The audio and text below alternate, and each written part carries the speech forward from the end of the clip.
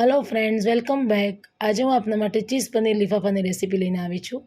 લીફાફા બનાવવા માટે મેં 2 કપ ઘઉંનો સાદો લોટ લીધો છે। તેમાં જરૂર મુજબ મીઠું નાખ્યું અને હવે જરૂર મુજબનું પાણી લઈ અને તેનો એક નરમ લોટ બાંધવો। રોટલી કરતાં થોડોક કઠણ અને પરાઠા કરતાં થોડોક નરમ એવો લોટ બાંધવો। લોટ બંધાઈ ગયો છે ફ્રેન્ડ્સ। લોટની કન્સિસ્ટન્સી આ પ્રમાણની થોડીક નરમ રાખવી ફ્રેન્ડ। હવે લોટને ઢાંકી અને 10 મિનિટ માટે સાઈડમાં મૂકી દેવો। સ્ટફિંગ બનાવવા માટે મેં કોથમીર, મરચાંની પેસ્ટ, મીઠું, ચીલી ફ્લેક્સ, ચાટ મસાલો, મરી પાવડર, ઘઉંની લઈ બનાવી છે, 200 ગ્રામ ચીઝ અને 200 ગ્રામ પનીર લીધું છે। હવે એક બાઉલમાં 200 ગ્રામ પનીર છીણી લેવું।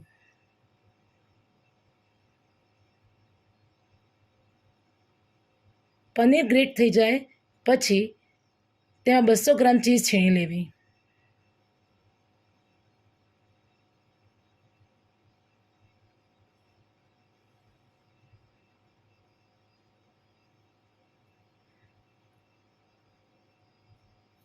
ચીઝ અને પનીર બંને છીણાઈ જાય ત્યારબાદ તેમાં કોથમીર નાખવી।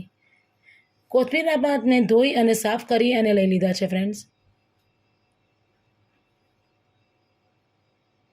કોથમીર નાખ્યા પછી તમારા સ્વાદ મુજબ તમારે લીલા મરચાંની પેસ્ટ નાખવી। મેં બે લીલા મરચાંની પેસ્ટ નાખી છે।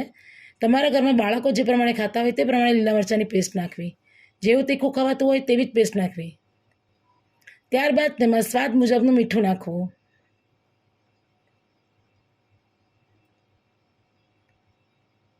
હાફ સ્પૂન જેટલા રેડ ચીલી ફ્લેક્સ નાખવા। જો તમે ઓછું તીખું ખાતા હોય તો રેડ ચીલી ફ્લેક્સ ઓછા નાખવા। હવે તેમાં ચાટ મસાલો નાખો। ચાટ મસાલાથી તે ખૂબ જ ચટપટો ટેસ્ટ આપે છે ફ્રેન્ડ્સ।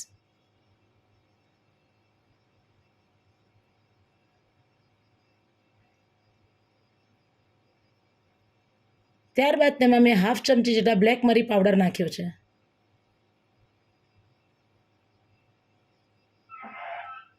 હવે સ્ટફિંગને બરાબર મિક્સ કરી દેવું।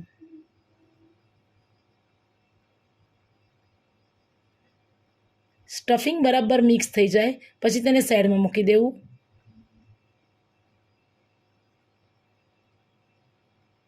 અને બાંધેલા લોટને 1 ચમચી તેલ નાખી અને ટૂંપી લેવો। લોટને ટૂંપવાથી પરોઠા ખૂબ જ નરમ અને મુલાયમ બને છે ફ્રેન્ડ્સ। ત્યારબાદ થોડોક લોટ લઈ અને એક નાનો લુઓ કરવો।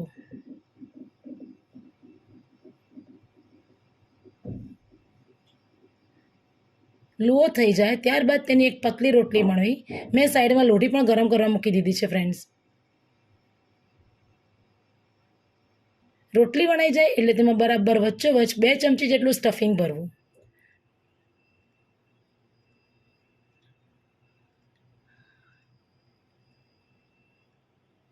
સ્ટફિંગને બરાબર પથરાઈ જાય વચ્ચે એટલે સેટ કરી અને તેની સાઈડથી તેને રોટલીને ફોલ્ડ કરવી। રોટલીની બંને સાઈડ એ 2 બાજુથી ફોલ્ડ કરવી ફ્રેન્ડ્સ। ત્યારબાદ તેમાં મેં ઘઉંની લઈ બનાવી છે, જેમાં મેં 2 ચમચી ઘઉંનો લોટ લઈ અને થોડુંક પાણી નાખી અને લઈ બનાવી હતી। એ લઈ ચોપડી દેવી। હવે તેની બીજી 2 સાઈડ બાકી હોય તેને પણ બરાબર લગાવી દેવી લઈ અને ચોંટાડી દેવી। તૈયાર થયેલા લીફાફાને લોઢી ઉપર શેકવા મૂકી દેવું। ત્યારબાદ તેની ઉપર બટર લગાવી દેવું। તમે ઘી, તેલ અથવા બટર કોઈ પણ વસ્તુથી લીફાફાને શેકી શકો છો ફ્રેન્ડ્સ। મેં બટર લગાવ્યું છે, બટરનો ટેસ્ટ વધારે સારો આવે છે। તૈયાર થયેલો લીફાફો બંને બાજુ ગુલાબી રંગનો થાય ત્યાં સુધી તેને શેકવો।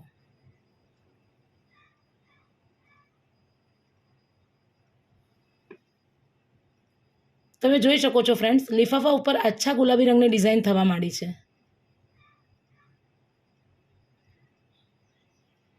લીફાફો એકદમ સરસ રીતે શેકાઈને તૈયાર થઈ ગયો છે ફ્રેન્ડ્સ।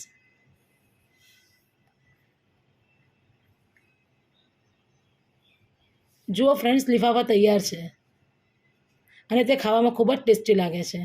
જો તમને મારી રેસીપી ગમી હોય તો લાઈક કરો, શેર કરો અને સબસ્ક્રાઈબ કરો। Thank you for watching.